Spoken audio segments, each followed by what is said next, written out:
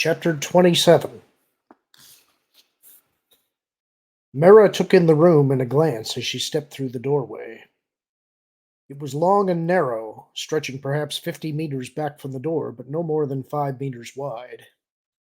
Near the wall was a solid looking chair, facing away from her. 5 meters beyond that, right at the room's back wall, were six more of the blue skinned aliens, all wearing the same tight fitting burgundy patchwork design outfits as the ones who had escorted her from the slideway.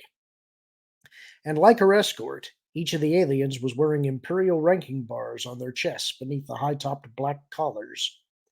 But even as her glance took in these details, her main attention was caught by the man in the center of the group, seated in a duplicate of the empty chair facing him a few meters away. His hair was gray, his skin lined with age, but his eyes were alert and shrewd, and his back was straight and proud. And he was wearing the uniform and insignia of an Imperial admiral. "So here you are at last, Mara Jade," he said, waving her forward with a gnarled hand. "I must say, you took your time." "Sorry to have kept you waiting," Mara countered with an edge of sarcasm as she walked towards them. She could feel Luke's concern and nervousness at the back of her mind, and tried to send him a reassurance she didn't entirely feel. These people knew who she was, and presumably what she was, and yet here they were, letting her move freely towards them. It all looked far too casual, and she didn't like it one bit. "If your people hadn't been so trigger-poppy, I'd have been here a lot sooner." The Admiral bowed his head briefly. "My apologies. For whatever it's worth, it was an accident. Please, come sit down." Mara continued forward, trying to watch all of them at once, her senses alert for trouble.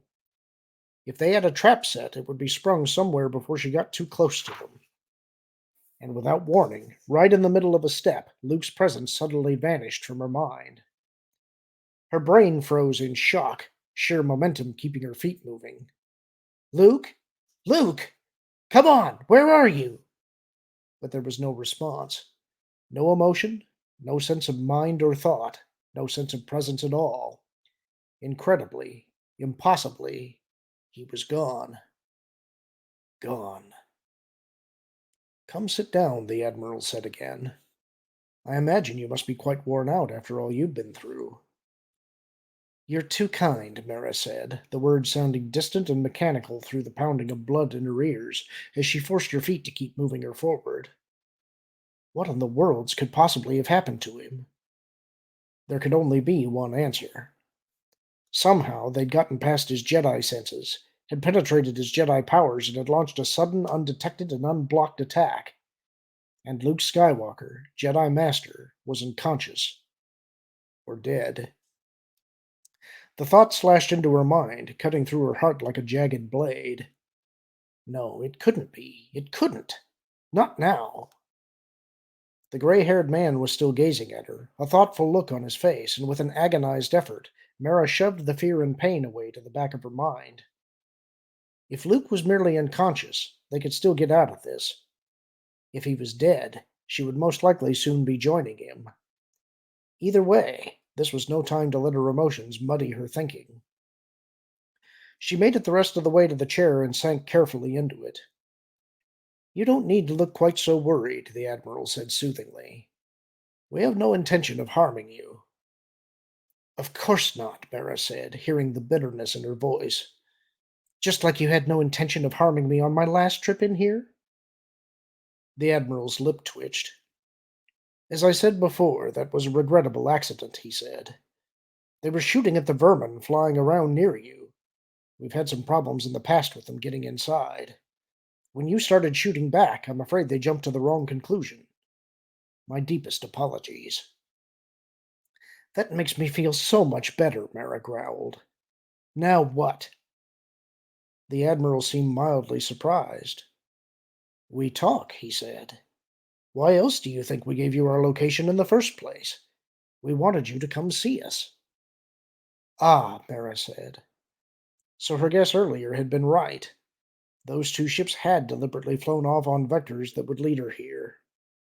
Unless, of course, he was lying after the fact to cover up his pilot's blunders.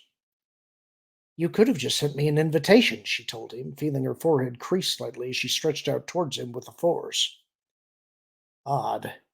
For some reason, she couldn't seem to touch him. Not him.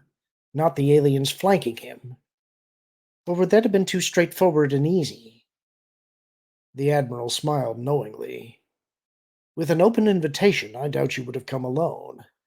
Something more vague seemed a better arrangement. I apologize for not having an escort waiting, by the way. Your landing caught us a bit by surprise. As did your arrival earlier inside the fortress, the alien standing at the Admiral's right added, his voice smooth and cultured, his glowing red eyes steady on Mara. If we'd known you were coming, our people would have been much more careful with their sharks. May I ask how you managed to penetrate the fortress without being spotted? We turned ourselves into vermin and flew in, of course, Mara told him. It was faster than walking. Of course, the Admiral said with a smile. Or perhaps you scaled up the side of the fortress and came in through one of the cracks. Mara shook her head. Sorry, trade secret. Ah, the Admiral said, still smiling. It's not important. I was merely curious. The point is that you are here, Mara, just as we wished.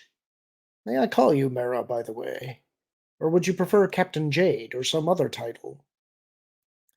Call me anything you want, Mara told him. And what should I call you? Or doesn't anyone in this place have a name? All thinking beings have names, Mara, the man said. Mine is Admiral Voss Park. It's a pleasure to meet you at last. Likewise, Mara said, staring at him as a ripple of shock went through her. Voss Park? The Victory Star Destroyer captain who had found Thrawn on a deserted world and brought him to the Imperial court, and who had subsequently joined him in his shame and supposed exile from the Empire. But the man in front of her. I imagine I look rather older than you might have expected, Park said offhandedly. Assuming you had any expectations at all, of course. I may have overly flattered myself to assume the Emperor's hand would even remember my name, let alone my face. I remember both, Mara said. You were one of the people every faction in the court used as an example of what not to do in the middle of a political fight. She glanced at the aliens. But then, those were the same people who also thought Palpatine sent Thrawn out here as a punishment. So what did they know? And you think Mithran Orodo's mission was otherwise? The alien at Park's right asked. I know otherwise, Mara assured him, looking him up and down. Tell me, Admiral, does the whole race talk like Thrawn? Or is this some special cultural training you give your troops in case they're all invited out for high day drinks? The alien's eyes narrowed. Calm yourself, Stent, Park said dryly, holding up a hand. You must understand that one of Mara Jade's most subtle weapons has always been her talent for irritating people. Irritated people don't think clearly, you see. Or maybe I just don't like any of you very much, Mara said, feeling a touch of annoyance at Park's quick and casual insight. Usually her enemies didn't figure that one out nearly so quickly. The slower ones never figured it out at all. But enough about me. Let's hear about this grand push of yours out into the unknown regions. You gave up a lot, after all. Coruscant, the status and camaraderie of the Imperial fleet. Deliberately, she looked at Stent. Civilization. Stent's eyes narrowed again, but Park merely smiled. You've met Thrawn, he said, his voice softening to near reverence. Any true warrior would have given up whatever was necessary for the chance to serve under him. Except those of his own people, I gather, Mara countered. Or did I hear the story wrong of how he wound up on Coruscant? No, I'm sure you heard correctly, Park said with a shrug. But like everything else people think they know about Thrawn, that particular story is somewhat incomplete. Is it now? Mara said, leaning back in her chair and crossing her legs, a posture designed by its apparent helplessness to put suspicious people at ease.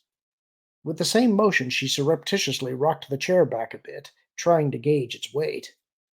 Very heavy, unfortunately, which eliminated it as a grab and throw-in weapon. I seem to have some time on my hands. Why don't you start at the beginning? Stent laid his hand on Park's shoulder. Admiral, I'm not sure. It's all right, Stent, Park calmed him, his eyes steady on Mara. We can hardly expect her help unless she has all of the facts now, can we? Mara frowned. My help in what? It started better than half a century ago, Park said, ignoring her question. Back when the outbound flight project was preparing to fly, just before the Clone Wars broke out. Well before your time, of course. I don't know if you'd even heard of it. I've read about the outbound flight, Mara said. A group of Jedi Masters and others decided to head out to another galaxy and see what was there. Ultimately, their destination was indeed another galaxy, Park nodded. But before that particular expedition began, it was decided to send them and their ship on a, shall we say, shakedown cruise, a great circle through the part of the vast unknown regions of our own galaxy. He waved a hand back towards Stent and his guards. A route, as it turned out, that was to bring it across the edge of territory controlled by the Chiss. Chiss. So that was what they called themselves. Mara ran the name through her memory, searching for any reference the Emperor might have made to them. Nothing. And the Chiss didn't feel like being good hosts that day. Actually, the ruling Chiss families never had the chance to decide one way or the other, Park said. Palpatine had already decided that the Jedi represented the grave threat to the Old Republic, and had sent an assault force into the region to quietly take care of outbound flight when they showed up. And there they were, busily setting up their ambush when Thrawn found them. He shook his head. You have to understand the situation, Mara, to truly appreciate it. On one side were hand-picked units of Palpatine's own private army, equipped with 15 top-line combat ships. On the other side were Commander Mithronda Rodo of the Chiss Expansionary Defense, and perhaps 12 small and insignificant border patrol ships. I appreciate it just fine, Mara said, suppressing a shudder. How badly did Thrawn slaughter them? Utterly, Park said, the ghost of a smile creasing his face. I believe only a single one of Palpatine's ships remained capable of flight, and that only because Thrawn wanted some of the invaders left alive to interrogate. Fortunately for that remnant, and perhaps one day for the galaxy as a whole, among the survivors was the leader of the task force, one of Palpatine's advisors, a man named Kinman Doriana. Mara swallowed. That name she most certainly did remember. He'd been Palpatine's right-hand man, supposedly one of the grand architects of his rise to power. I've heard it, yes, she said. I thought you would have, Park said, nodding. Very much a shadow advisor. Few people ever even heard his name, let alone knew his true position and power.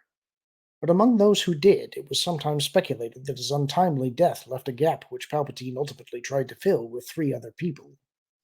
Darth Vader, Grand Admiral Thrawn. He smiled again. And you. You're too kind, Mara said evenly, not even a whisper of pride rising within her at such a statement.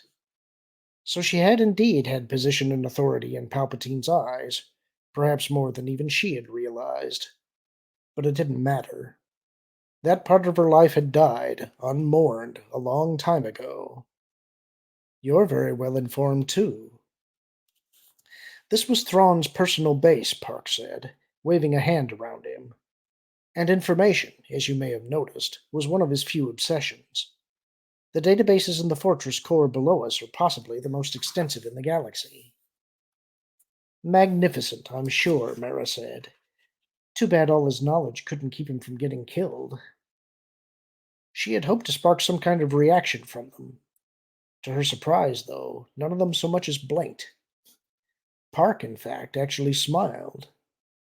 Never assume, Mara, he warned. But that's getting ahead of the story. Where were we? Doriana an outbound flight, Mara said. Thank you, Park said. At any rate, Doriana explained the entire situation to Thrawn and convinced him that outbound flight had to be destroyed.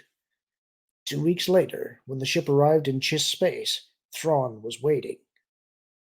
Goodbye, outbound flight, Mara murmured. Yes, Park agreed. But though that was the end of that, it was the beginning of trouble for Thrawn himself. The Chiss military philosophy, you see, did not recognize the morality of preemptive strikes.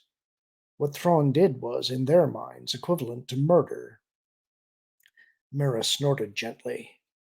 No offense, Admiral, but it sounds to me like it's your perception that needs an overhaul. How can the slaughter of a bunch of Jedi Masters minding their own business be anything but murder? Park looked at her gravely.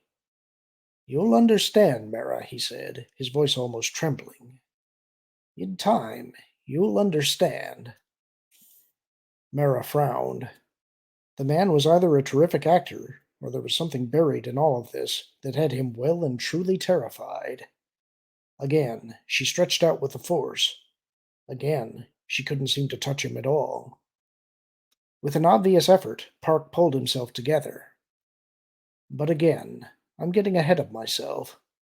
As I said, Thrawn's action did not sit well with the ruling Chiss families. He was able to talk his way clear and retain his position, but from that point on they watched him very carefully. And eventually, as he dealt with some of the Chiss's enemies, he pushed things just a little too far. He was brought up on charges, stripped of all rank, and sent into exile on an uninhabited world at the edge of Imperial space.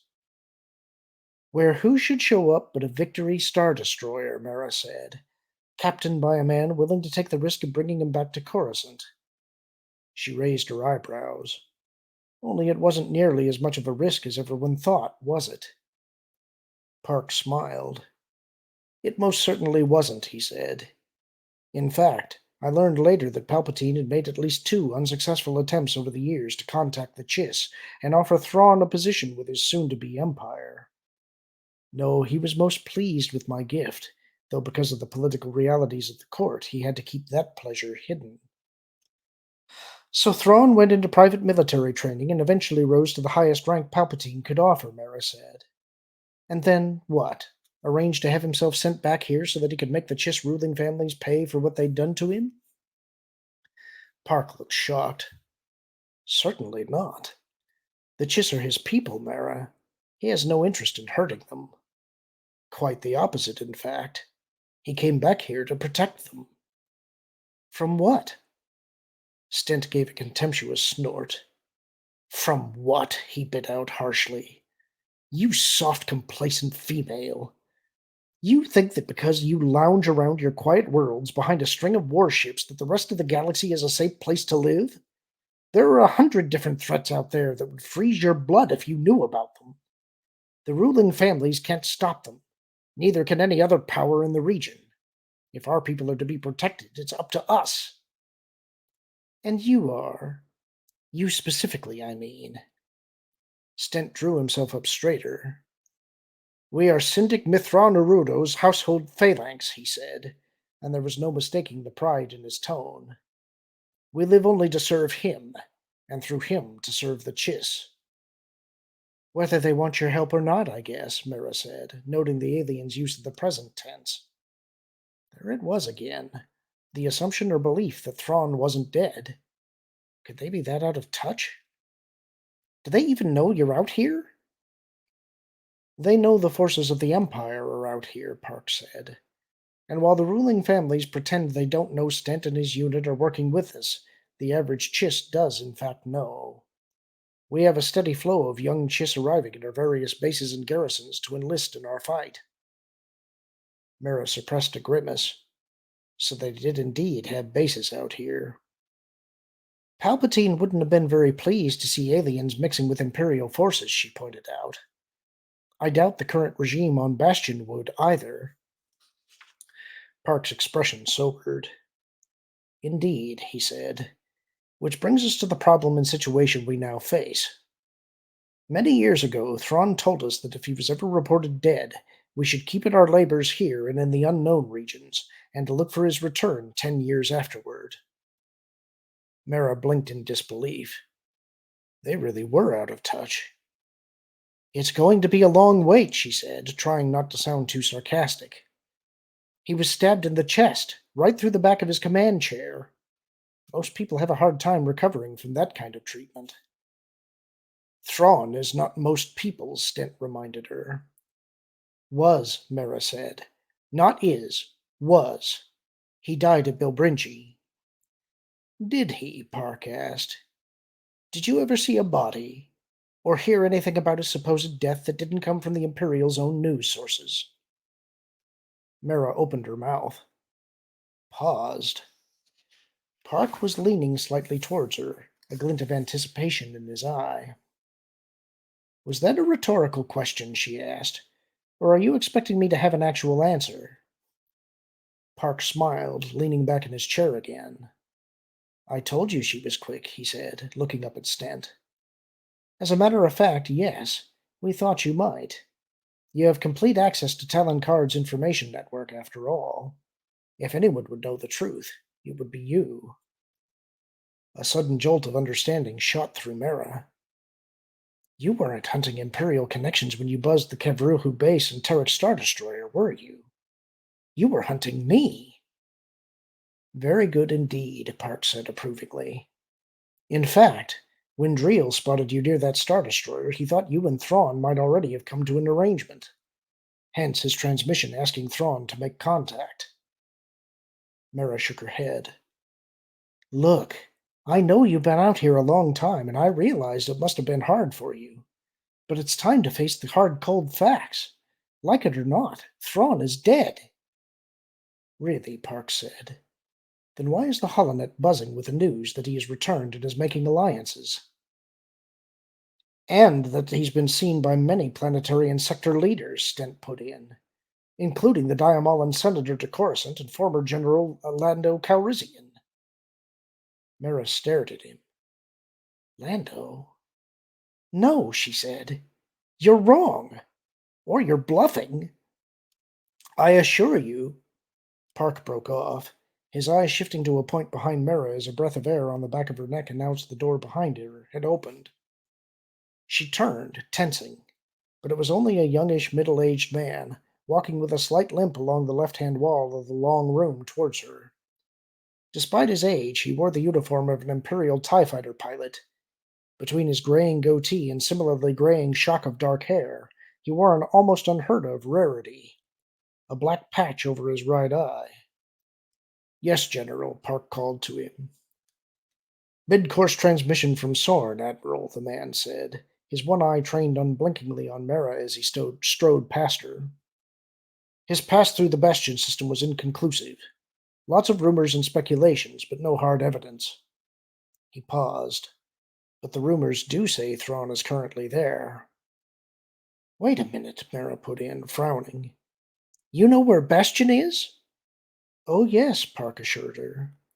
Thrawn's anticipated that the seat of government might periodically change, and he wanted us to know where it was at any given time. So he had a special homing device installed in a dummy file in the Central Imperial Records Library, reasoning that where the government went, the library would soon follow. It's a device of Chiss design, Stent added with clear pride. Totally dormant except when in hyperspace, a time when virtually no one thinks to do scans for such things. We followed Bastion's movement from system to system with a great deal of interest. Indeed. Park looked at the pilot again. Is Sorn on his way back? He'll be here in about 3 hours. The pilot nodded at Mera. Has she given you anything useful? Not really, Park said, looking at Mera as he gestured to the newcomer. But I'm forgetting my manners. Mera Jade, this is General Baron. He paused dramatically. Suntir Fel. Mera kept her face expressionless. Baron Suntir Fel, once a legendary TIE fighter pilot, later turning his back on the Empire to become a member of Rogue Squadron. He had vanished years ago into a trap set by Imperial Intelligence Director Isard and never been heard of again. The general assumption had been that Isard had had him summarily executed for treason. Yet here he was, apparently once again flying with Imperial forces. And a general yet. General Fel, she nodded acknowledgment. Do I take it from the Admiral's tone that I'm supposed to be impressed? The young Fel, she suspected, would have taken instant offense at that, but this older version merely favored her with a faint smile. There's no time for pride out here, Jade, he said gravely. Once you've joined us, you'll understand. I'm sure, Mara said, folding her arms across her chest and squeezing her hands tightly into fists with the effort as she stretched out with all her strength. The force was there. She could feel it flowing through her, yet for some reason she still couldn't touch any of them, human or Chiss. It was almost like the force-suppressing effect of those sessile Merkur creatures called Ysalamiri. But that couldn't be it, because she could still feel the force perfectly well. Besides, there weren't any of the creatures in the room with them. She swallowed a sudden grimace, feeling like a fool as she focused on Park and the Chiss standing with their backs to the wall. Of course there weren't any Ysalamiri in the room. They were one room over, pressed up against the other side of the wall where they could protect her interrogators from her mind probes. They'd probably put the creatures along the sides, too. Probably why Fel had been so careful to hug the wall on his way across the room. Maybe even scattered some above the ceiling. She took a deep breath, a huge part of the tension in her chest abruptly easing. Of course there were Ysalamiri in the ceiling. That was how and why her link to Luke had been so abruptly cut off. Which meant he was still alive. She took another breath, suddenly aware that Park and Fel were both staring at her. Such a gracious invitation, she said, trying to pick up on the threads of conversation before her silence became too blatant. Sorry to disappoint you, but I already have a job. But too late. I see she's figured it out, Fel said conversationally. Yes, Park said. I'm rather surprised it took her this long, actually. Particularly since she noticed the Ysalamiri effect as soon as she came within the effect of their shroud. I could see the break in her step. At least it proves she has Jedi abilities, Fel said. Just as well we were prepared. I congratulate you on all this cleverness, Mara said, putting some scorn into her voice. You are indeed the true heirs to Thrawn's genius and military might. Let's stop dancing around, shall we? What exactly do you want from me? As General Fel has already said, Park said. We want you to join us. Mara felt her eyes narrow. You are joking. Not at all, Park said. In fact, Admiral Stent interrupted, his head tilted slightly to one side as if listening to something. Someone's just tried to access the upper command room computer. Skywalker, Fel said with a nod. Nice of him to save us the trouble of tracking him down. Have the Phalanx bring him here, Stent. Remind them that only those carrying Ysalamiri are to approach him. Yes, sir. Stent stepped past Fel and headed along the wall at a fast walk, speaking rapidly in his own language as he headed for the door. As he passed Mara, she caught a glimpse of a small device in his ear. The Chiss version of a comlink, no doubt. He'll be joining us in a few minutes, Fel said, looking back at Mara. You must rank very highly indeed in Coruscant's eyes for them to send Luke Skywalker himself to rescue you. I hope he won't resist to the point of the Chiss having to hurt him. I hope for the Chiss's sake that they haven't bitten off more than they can swallow, Mara countered, trying to sound more confident than she felt. Luke had had to function under the handicap of Ysalamiri before, but that had been a long time ago. Speaking of getting hurt, General, what happened to your face? Or is that patch just something you wear to impress the natives? I lost my eye in our final battle against one of the many would-be warlords out here, Fel said, his voice calm but with an edge to it. Our medical replacement facilities are limited, and I opted to forego a new eye in favor of others of my pilots who might need the operation. He smiled tightly, a glimpse of the younger, brasher Fel showing through the age and maturity. Besides, even with one eye, I'm still the best pilot around. I'm sure, Mara agreed. But imagine what you'd be like with two of them again. And the way the war with the New Republic has dwindled down to basically nothing, I imagine the Empire's got a pretty good surplus of spare prosthetics. All it would take is you showing up and asking for one. She looked back at Park. But of course, that would mean letting Bastion in on the big secret, which is apparently something you don't want to do. Why not? Park sighed. Because everything we've done here, everything we have here, really belongs to Thrawn. And at this point, we frankly don't know which side of your conflict he's going to come down on. Mara blinked. Excuse me? An Imperial Grand Admiral, and you don't know which side he's going to take? The Empire has been whittled down to 8 sectors, Fel reminded her. Militarily, they're no longer a power even worth considering. And as you've already pointed out, they still have a lingering problem with anti-alien biases, Park added. On the other hand, Coruscant has serious problems of its own, most notably its inability to keep its members from fighting with each other. Which is where you come in, Fel said. As the Emperor's hand, you knew a great deal about the Empire and those in power there. On the other hand, as a friend of Skywalker and his associates, you're also well acquainted with the New Republic regime on Coruscant. He smiled tightly. And of course, as Talon Card's second in command, you know a great deal about everything else. You'd be invaluable in helping us end the conflict, unify this region, and begin preparations for the challenges ahead. Your expertise and knowledge are very important to us, Park said. Our attention has been necessarily turned outward, with the result that we're somewhat out of touch with matters in this part of space. We need someone who can fill that gap. And so naturally you thought of me, Mara said sardonically. Don't be so flippant, Fel admonished. I'm not being flippant.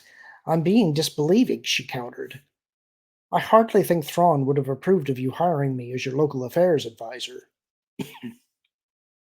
On the contrary, Park said. Thrawn regarded you quite highly.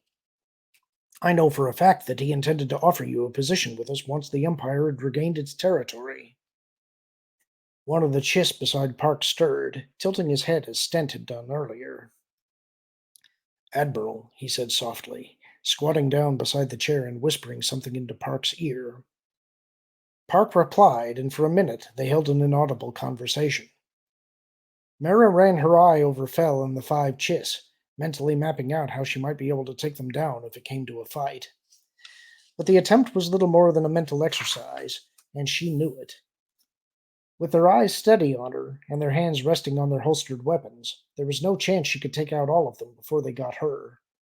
Not without the Force. The conversation ended, and the Chiss stood back up and stood rapidly away along the wall. Please excuse the interruption, Park apologized as the alien left the room. No problem, Mara said. Down to 4 Chiss now, plus Fel and Park. Still rotten odds. Having trouble pinning Skywalker down? Not really, Park assured her. Glad to hear it, Mara said, wishing more than ever that she could pick up something of his thoughts. That exit hadn't looked like the departure of someone who wasn't really having trouble. If she only had some idea what Luke was up to. So Thrawn intended to offer me a commission, did he? He did indeed, Park said. He knew who all the best people were, both in overall skills and the kind of mental toughness he needed. He gestured towards Fel. General Fel is a good example. His rebellion against Asard was of no consequence to Thrawn. What mattered was his feelings for the people and worlds of this region. So after Thrawn had Asard capture him... Wait a minute, Mara interrupted. Thrawn was involved with that? It was entirely his plan, Fel said. You don't think Asard could have come up with anything that clever, do you? His mouth tightened, his remaining eye gazing away thoughtfully into the distance. He brought me out here, he said quietly. Showed me what it was we faced, and what we'd have to do to stop it. Showed me that even with all the resources of the Empire and New Republic combined, and with himself at the head, there were no guarantees of victory.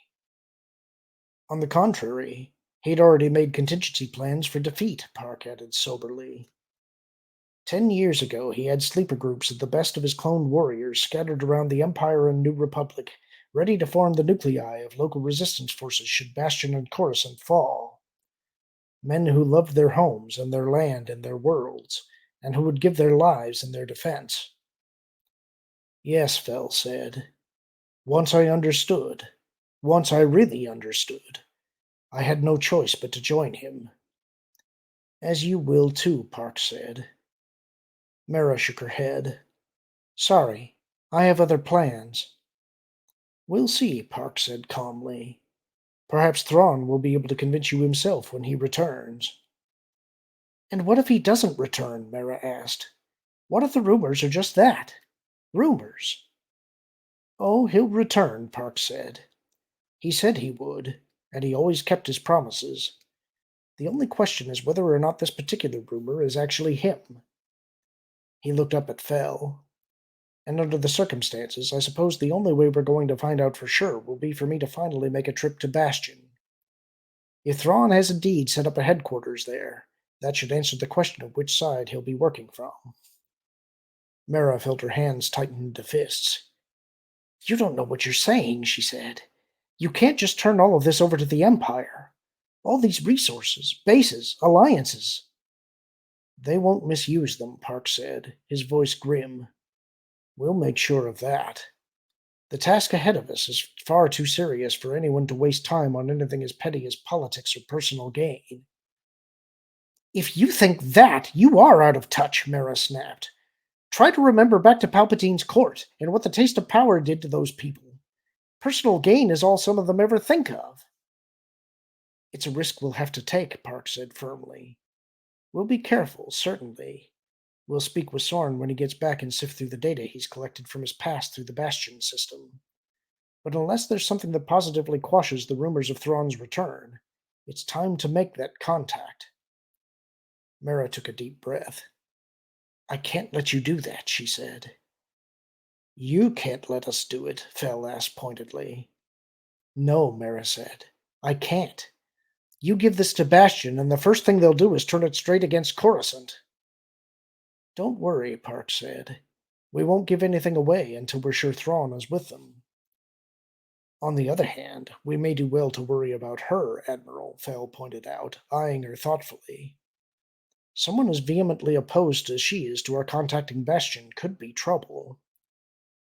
I suppose you're right, Park said reluctantly. He levered himself out of his chair, one of the Chiss stepping up to his side and offering him a supporting arm as he stood up. I'm afraid, Mara, that you and Skywalker will have to be our guests for a while. And if Thrawn is back and I still don't want to join up, Mara demanded, what then? Park's lips compressed briefly. I'm sure it won't come to that, he assured her, but his eyes didn't quite meet hers as he spoke. We'll have it all sorted out within a few days, certainly no more than a month at the most. Mara snorted. You aren't serious. You really think a couple dozen Ysalamiri are going to hold Luke Skywalker and me that long? She's right, Admiral, Fell agreed. It's going to take more to keep the two of them quiet. Park studied Mara's face. What do you suggest? Fell gestured to one of the Chiss. Rosh, you're Chark. Set for level 2. Wait a second, Mara said hastily, jumping to her feet as the Chiss drew his hand weapon. A brief flood of emotion surged through her. Stall! The urgent thought leaped into her mind. Wait just a Hothfrost second! I'm an unarmed prisoner! The other Chiss was drawing their weapons now, too. I know, Fell said. He sounded genuinely regretful for whatever that was worth. And I'm deeply sorry about having to do this, but I've had some experience with Jedi, and the only way I can think of to keep you a proper prisoner for a few days is to force you to go into a healing trance. He looked over at Brosh. Wait a minute, Mara said. Stall, stall, stall. You said you wanted to make a deal with me, right? Well, I can tell you flat out that shooting me will definitely not get any such negotiations off on the right foot. In fact, I'd go so far as to say that it might put me off working for you entirely. It won't, Fell assured her darkly. Not when you know the full extent of the threats facing us. Maybe it will, and maybe it won't, Mara countered. And don't forget Card, either. If you really want information, he's the one you're going to have to deal with. And Card does not take kindly to anyone who takes potshots at his people. I've seen him take whole organizations apart for that sort of crime. In fact, there was one particular Hutt group. Yes, I'm sure, Park interrupted, frowning. Really, Mara, you're making far more out of this than you need to. Shark burns are certainly serious, but that's hardly even a consideration for someone with the Jedi skills of pain suppression and healing. And General Fell is right. We do need to keep you quiet for a while. Yes, I understand that, Mara said, and it's a brilliant idea. Really, it is. There's just one small problem. I don't know how to do either the pain suppression or healing tricks. Come now, Park said reproachfully, gesturing towards the black-edged hole in her jumpsuit. Your shoulder indicates otherwise. Skywalker put me into the trance, Mara said, consciously relaxing her muscles in anticipation. And he's not here. I could die of shock or bleed to death. You'll do neither, Fel assured her. I know both the power and limitations of Chiss weaponry. Think of it as an added incentive for Skywalker to surrender to us. He caught Brosh's eye and nodded. The Chiss nodded back and lifted his weapon, and from it came a brilliant green flash. And that's the end of the chapter. Hope you enjoyed it. Talk to you soon.